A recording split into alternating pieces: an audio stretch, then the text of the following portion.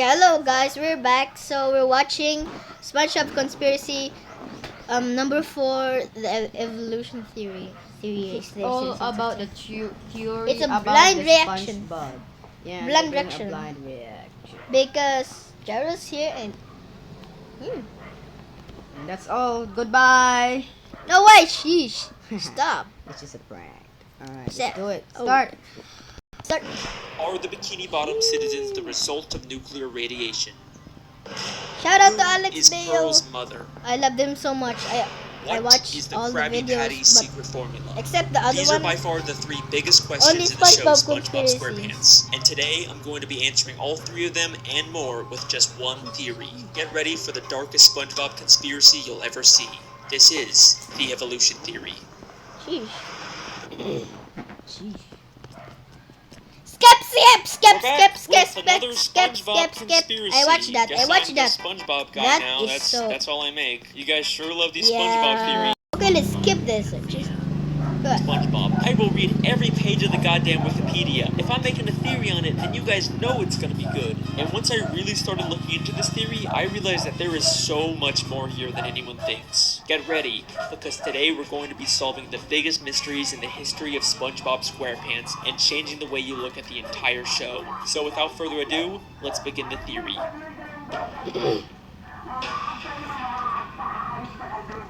In order to find out whether the Bikini Atoll theory is true, we first have to determine whether fish talking and being so intelligent is unique to Bikini Bottom, or if that's just the way the SpongeBob universe works. You know, it could just be that all animals in this world are able to talk, and that's completely normal because at the end of the day, SpongeBob is still just a cartoon. Well, if we take a look at Season 10, Episode 10, Feral Friends, we get a bit of a hint about how the SpongeBob world works. In this episode, a green moon appears and Yeah, I transforms all remember the that. characters into less Me too. cartoony, real-life versions of I themselves. I'm like, SpongeBob? Yeah. Patrick?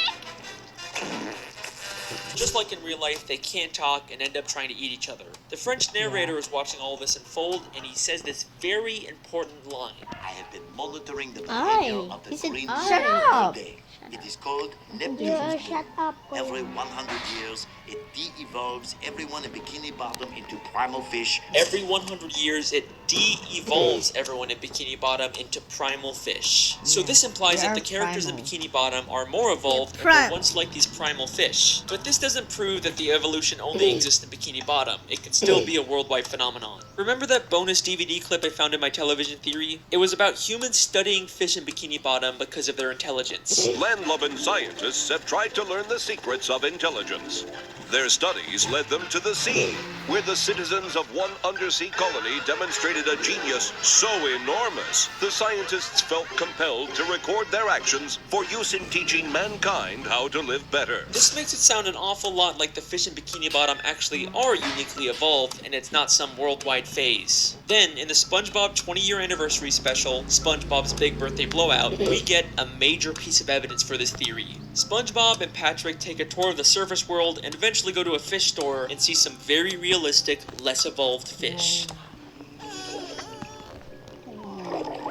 What kind of monsters would want to keep fish folk in jail like this? They're so beautiful. They can't talk back to SpongeBob and Patrick, and they're actually able to swim freely through the water instead of being affected by gravity. They are clearly showing us that both evolved and primitive fish exist in this universe at the same time. Now, sometimes we've seen Bikini Bottom characters represented as realistic fish like this, but only when they're out of water, never while they're still in water like these fish. We even see this again in the beginning of the third SpongeBob movie, Sponge on the Run. The movie opens with a coral reef full of these realistic primal fish, but eventually we get to Bikini Bottom where the more evolved fish live. So there you go, direct proof that the citizens of Bikini Bottom are uniquely evolved. This is a very deliberate world-building choice for the creators to make. So I guess that kind of confirms the Bikini Atoll theory. Theory confirmed! We did it! Woo! Well, let's hold on for a second. As much as I'd love to call this theory complete, there's actually one major piece of evidence that gives me some resistance. Something I've never seen Yeah, anyone else bring I'm up when gonna- talking about this I'm theory. gonna write Prehistoric not for kids. Bikini Bottom. We've seen episodes like Ugg or SB-129 that show Bikini Bottom Ugg? millions of years in the past, Oh. but we still see evolved versions of SpongeBob and Patrick. Sure, they may not be super intelligent or advanced, but they're still clearly way more I like evolved than the- the primitive, I realistic like the art versions we see in style. Feral Friends On or the in the fish Ugg. store. So, how are we seeing these evolutions millions of years before the Bikini Atoll tests? Well, unfortunately, I think the only conclusion is that the Bikini Atoll theory just isn't true. I mean, clearly something has caused Bikini Bottom citizens to be uniquely evolved, there's no denying that. But whatever caused it took place millions of years ago and couldn't have been the Bikini Atoll nuclear tests. Then, what really caused the evolution? In the entire show, the only thing we've seen that directly affects the evolution of characters is the Green Moon and Feral Friends. Except the French narrator specifically calls it Neptune's moon, It is called Neptune's moon. named after the ruler of the seven seas, King Neptune.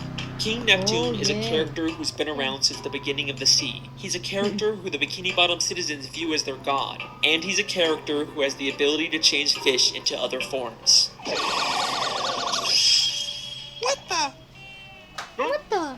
King Neptune used his magic to turn the fish of the sea into more evolved subjects for him to rule over. He's the one who's been... Now, I could spend this entire video talking about King Neptune and his weird continuity and contradictions in the show, but I'll save that for another theory. What I'd much rather talk about are the implications of having evolved and primitive fish coexisting in the sea. Now, we know that this evolution isn't specific to just Bikini Bottom. We've seen different cities and places far across the ocean that still have talking fish, which makes sense because the marine life in Bikini Bottom has evolved to resemble humans, so it's no surprise that just like humans, they've expanded beyond Bikini Bottom and colonized other areas of the sea. But now, I have an interesting question for you. What is the relationship between evolved fish and primitive unevolved fish? Well, they probably just peacefully coexist in the sea without bothering each other. You know, just like real-life humans and animals. Wait a second.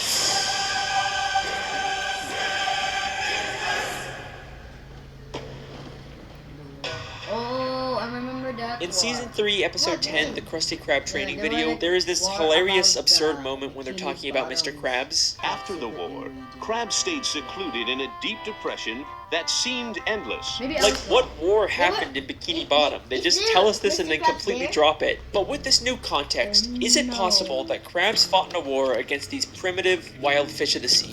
I mean, let's remember in Feral Friends, some of those de-evolved fish were massive compared to the evolved fish, and they immediately started attacking each other.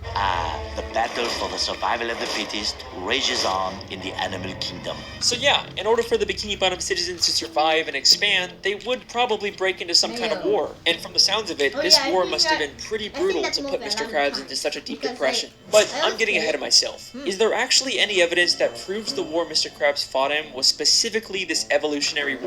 Well, through the few flashbacks we get, we know that Mr. Krabs served in the Navy. And yes, they were sailing ships on an ocean, even though they're already underwater. This is actually a real-life phenomenon where certain parts of the sea can have a higher level of salinity, and it looks like an underwater ocean. Shout out Miss Parks, my high school marine biology teacher. We also know from maps of Bikini Bottom that the town is surrounded by this underwater ocean. So that places Mr. Krabs' war outside of Bikini Bottom where this evolutionary war would have to take place. Then if we take a look at Mr. Krabs' home, we see it is full of memorabilia from his past days in the Navy. But hidden within here is something that will absolutely blow your mind and answer one of the biggest questions in the show. Hanging there on his wall is a picture of a massive whale next to a ship. You don't think that could be... No, it can't be. Pearl's mother? Pearl is Mr. Krabs' whale daughter. The show never really explains how a crab can be the father of a whale, but most people just assume she was adopted. People have been speculating about who Pearl's biological mother is for years, and I think we finally just found our answer. We see 2 photos of this whale on a ship in Season 3, Episode 9, just 1 episode before we find out Mr. Krabs fought in a war. Since this is among all of Mr. Krabs' Navy stuff, I think we can assume that this is something he encountered and not just some random picture of a whale on a ship above the ocean. The whale is massive compared to the ship. We've seen adult whales in Bikini Bottom before, but they are nothing compared to the size of this whale. This has a much closer resemblance to Pearl when she de-evolved in Feral Friends and became massive. So this has to be an unevolved primitive whale, and the picture clearly shows them fighting. Not only does this prove that there was a war between evolved and primitive fish, but Mr. Krabs definitely fought in it. But this also implies something very dark. Mr. Krabs killed Pearl's mother. The only direct reference we get in the show to Pearl's mother is one of Mr. Krabs' many sayings, Mother of Pearl. Mother of Pearl! Mother of Pearl! Holy Mother of Pearl! He uses it in places something like holy crap or dear God, only saying it when something truly shocking or terrible happens, because he knows the terrible thing that happened to Pearl's mother. Why did Mr. Krabs go into such a deep depression after the war? Because he's haunted by what he's done, and the smoking harpoon to prove it is right there on his wall. So, that leaves us with an important question. Why did he adopt Pearl? After he killed her mother, he probably realized she had an infant daughter who had the evolutionary genes. Instead of leaving her to die, he adopted her as his own, all while keeping the dark secret that he was responsible for her mother's death. Woo! Childhood ruined yet? Well, don't worry, Yep, there's already. still time for this theory to Yep. get even And worse. didn't watch- Now's your chance to remove Did you yourself watch before things get SpongeBob? really Oh, dark. No. But I like Shaggy. He has Still a- here? Okay, so here's a fun question. I like Shaggy. What's the deal with all the pets in Bikini Bottom? last night How come I most saw fish him are basically use humans, his but it's like a pet? Well, just like humans have domesticated wild animals, it should be no surprise that evolved fish have domesticated primitive fish as pets. Unlike the massive primitive fish that the Did you Bikini say? Bottom citizens had to go to war with, there's also smaller primitive Yes, I fish did. like jellyfish, snails, spirit worms, seahorses, and clams that the Bikini Bottom citizens were able to form a symbiotic relationship with. Aw, and I thought you said this was gonna be the dark part, Alex. They're living peacefully together. That's nice. Okay, you got me. Here's another fun question. Where do the citizens of Bikini Bottom get their food?